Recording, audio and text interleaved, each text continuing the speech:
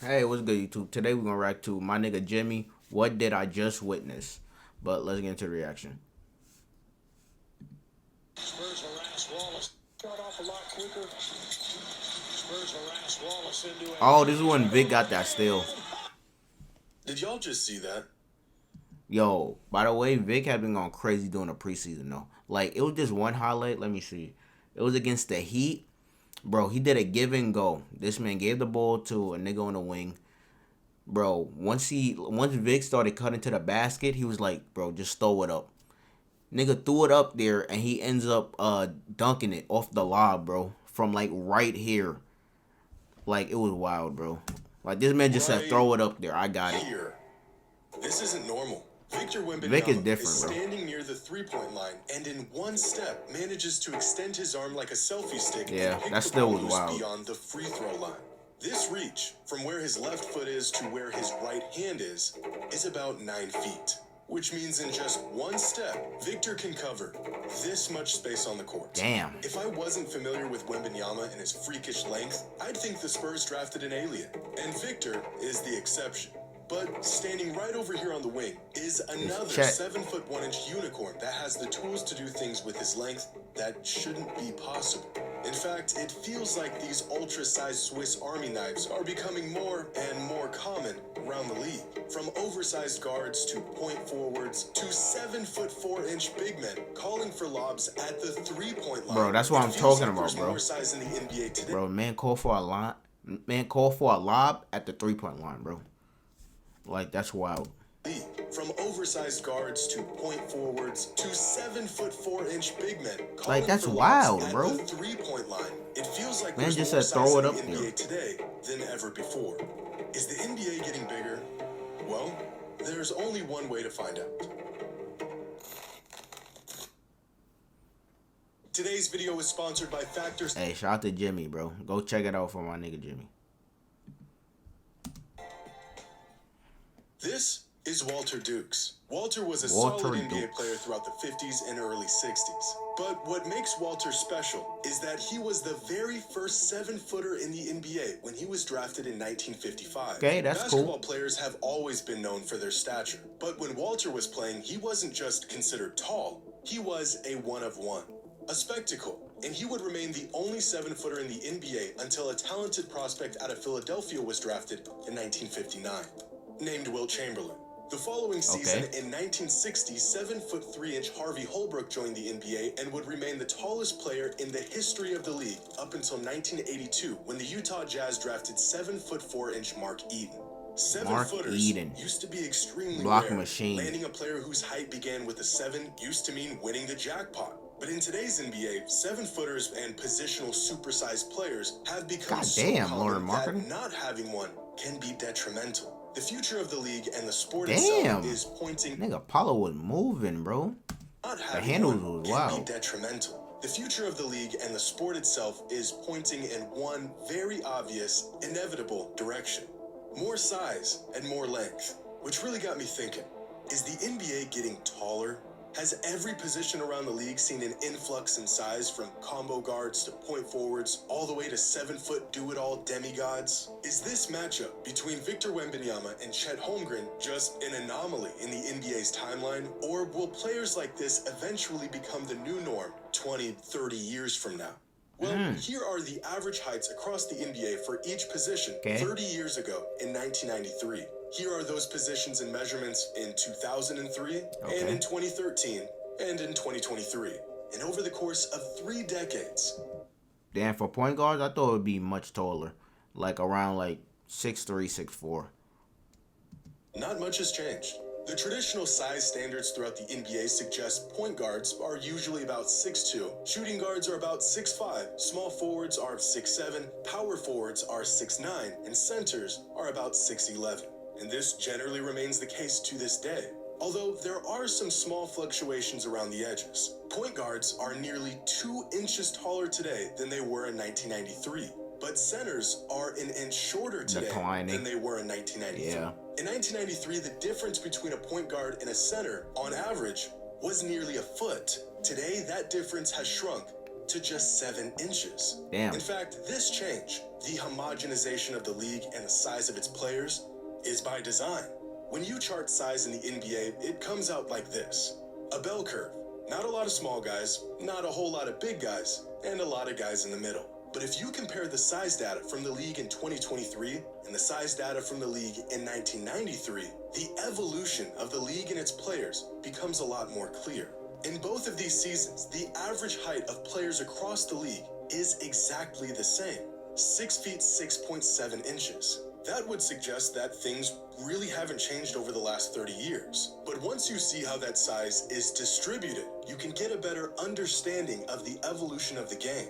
Size used to be almost evenly spread out. You've got your traditional point guards, your traditional rim protectors, you've got your wings and your slashers. They each had a distinct role on the court, and with a handful of exceptions, usually their size determined their role, for better or for worse. But in today's NBA, thanks to advanced analytics and better schemes and more data at the league's disposal, those roles and positions are becoming more and more obsolete. It's not the size that's changing, it's how we value and use size that's changing. In 2023, the most common height in the league is 6'5", and this range right here, the middle guys, the Swiss Army knives, makes up nearly 60% of all players. In 1993, the most common height was 6'9", and those middlemen made up just 43% of the league. Damn. The NBA has become condensed, where falling somewhere in the middle of size and skill set has almost become a valuable commodity. And the reason for this is actually very simple.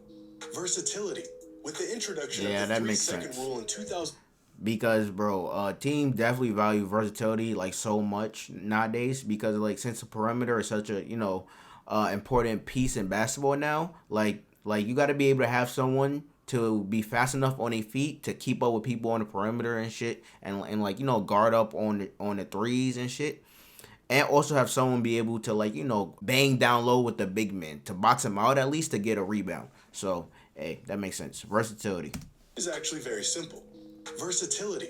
With the introduction of the 3-second rule in 2001 that forced big men to leave the paint on defense. Because someone too big, pause, is going to be slow as hell on the perimeter. Further away from the rim, teams can no longer afford to have players on their roster with hyper-specific sizes and roles. Yeah. Having guards smaller than 6'2" can leave a massive hole in your defense on the perimeter. Facts. Defensive schemes in today's league are designed to find the mismatch and exploit it. Players like Donovan Mitchell, Trae Young, and Darius Garland are able to mitigate this liability with their offensive output, but still the there, liability still remains. Yeah, having facts. big burling centers on your roster used to be a viable strategy, but now that the game has forced them back in the outside day, of the paint, they too have become a nuisance on defense with screen-heavy offensive schemes and switches. The solution to this problem? Players who fall right in between those two extremes. Guys who are quick enough to defend the perimeter but have enough size to not fall into a mismatch with big men. LeBron James is the prototype for this kind of player, but since he entered the league in 2003, these attributes have become increasingly more common and valuable. The rule changes that took place in the late 90s and 2000s completely altered the makeup of rosters and have turned rosters like this, with a large variation of size and skills, into this, a roster that is made up of a bunch of all-in-one Nah, that's crazy. It's funny that they showed the goddamn Warriors, because the Warriors never have a fucking center. They deadass never have a center, bro. Like, their only center right now is fucking Kevon Looney, bro. It's literally Kevon Looney. Without Kevon Looney, they have no center. Like, they will have, like, fucking Draymond Green playing the center, or fucking, who they got, Jermichael Green or some shit. Like, they literally never have a center, bro. Never. Like, they last, like, center, like, true center was what? Andrew Bogut, bro. Andrew Bogut. But after that, like, they just stopped with the center and just commit to small ball, bro. Like, they will literally have Draymond playing the center position, if anything. With a few but Looney been good for him, playing the those center. Are just the defensive implications. Like, you saw him in a playoff, like, that nigga grabbing boards. On offense, this evolution is just as glaring. Since 2014, the NBA has been keeping track of advanced player data like speed, distance, individual time of possession. These statistics are called tracking data. And according to this data, here are the players who had the most touches per game in the NBA 10 years ago. And tell me if you notice nigga Brandon Knight, bro. It's pretty obvious, right? Almost every player near the top of the Is leaderboard a point guard? is small. Most of them 6'3" Oh, or okay, shorter. yeah. And this is how it's been since the game was created. Until recently. Because here are the touches per game leaders from this Nah, past that's season, wild. with only Bro, the fact that Jokic is number one, yo, this man Jokic really like the Nuggets point guard, bro. Like, that's crazy. That's crazy. Like, bro, Fred VanVleet at number 7 is crazy. I'm not gonna lie. a handful of players under 6'3" cracking the leaderboard. In fact, in 2014, there were only 7 players out of the top 35 leaders who were at least 6'5". In 2023, 21 of the top 35 players were at least 6'5". Instead of putting the ball in the hands of the designated point guard or the guy who has the best handle, teams now are just letting their best player handle the ball most of the time. Makes sense. It feels like guards have gotten bigger and taller because they have. Not because the league is getting taller, but because instead of letting the little guy handle the rock, they're just letting their best player handle the rock. And the best players tend to be bigger, or at least average in size. These guys used to have a specific role, but now that they've lost that role thanks to new offensive schemes and tactics, their value has been minimized. Similar to defense, versatility has taken the place of specialized skill sets on offense. If you're really good, we'll just teach you how to handle the ball and run the offense. Facts. Doesn't matter if you're 6'5" or 7 feet. The NBA isn't getting any bigger, it's getting more uniform. So where does that leave us with these guys? Will we inevitably see more 7-footers with the ability to bring the ball up the floor, protect the rim, and Nah, I pull doubt from it. 25 feet? That's a lot to do Probably not. as a In 7-footer. fact, That's a lot to The only do. reason why we didn't see players of this size with this skill set sooner wasn't because they didn't exist. It's because they weren't even allowed to do this stuff before. Check out this video of Shaquille O'Neal at practice in 1996. The skills were there, but putting a 7-foot, facts. 1-inch monster on the perimeter in the 90s would have been Nah, bro, like young Shaq was dead ass running coast to coast for real though. for me. Here's a clip of 7-foot Kevin Garnett handling on-ball pressure and using guard-like skills to get a bucket. If Kevin these Garnett two, had as well handles, as too. many other great bigs from the past, were given the green light to run an offense and handle the ball, Hey, they could have Dirk done was it. a prototype, and if Wemby man. and Chet were born 30 years sooner, they would have been relegated to the post like Hold the on, my man Pau Gasol with the handles. And if Wemby and Chet were born 30 years sooner, Oh, they tough. would have been relegated to the post like the players that came before them. But That is a fact, because back in the day, if you was a 7-footer, you automatically went to the block, bro. Like shooting, nigga, please. You was gonna go in that block and do fucking hook shots and fucking fadeaways, bro.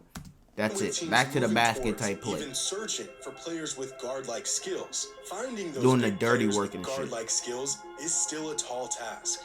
Kristaps Porzingis Now came big into the league mans as could a add some, finesse to the game and shit. So skills is still a tall task.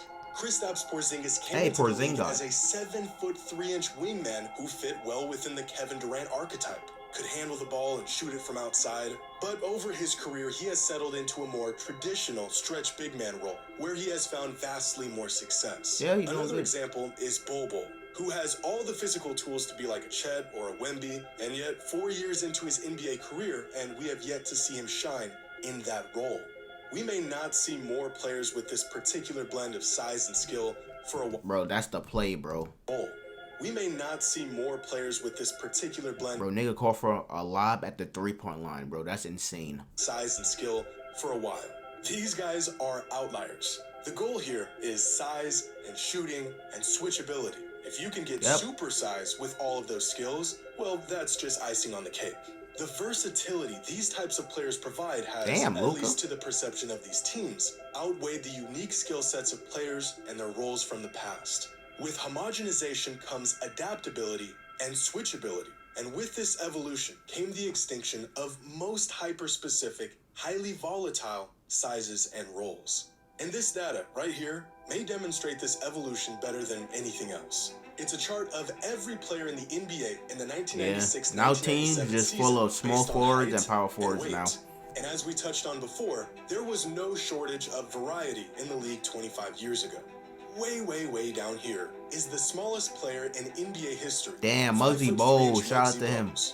Pretty confident in saying we'll never see another Yeah, player we like won't. this in the NBA Too again. small, And man, on the now. complete opposite end of the spectrum is George Murasov. The Now if you have someone that small playing, bro, they gonna get destroyed.